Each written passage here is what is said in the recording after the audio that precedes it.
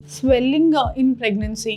So ప్రెగ్నెన్సీలో swelling generally second trimester తర్వాత start అవుతుంది.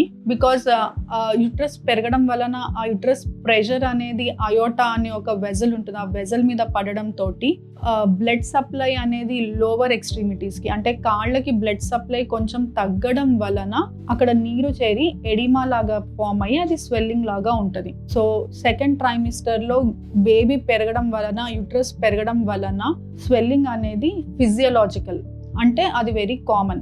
సో ఈ స్వెల్లింగ్ని మనం రెగ్యులర్గా ఎక్సర్సైజ్ చేసుకొని వాకింగ్ చేసుకొని అండ్ ఫుట్ అండ్ ఎలివేషన్ తోటి ఈ స్వెల్లింగ్ అనేది తగ్గిపోతుంది. ఈ స్వెల్లింగ్ పీడల్ ఎడిమా తగ్గని కండిషన్ ఏంటి అంటే హైపర్ టెన్షన్. ఇన్ కేస్ మదర్కి బీపీ అనేది వెరీ హైగా ఉంటే ఈ ఫిజియోలాజికల్ దల్లా ప్యాథలాజికల్ ఎడిమా అవుతుంది.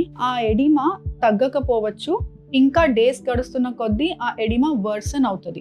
సో హై బీపీ ఉన్నప్పుడు రెగ్యులర్ మెడికేషన్ వాడి గైనకాలజిస్ట్ని కన్సల్ట్ అయ్యి బీపీని కంట్రోల్ చేసుకుంటూ స్వెల్లింగ్ని కంట్రోల్ చేసుకునే ఎక్సర్సైజెస్ చేసుకుంటే బాగుంటుంది.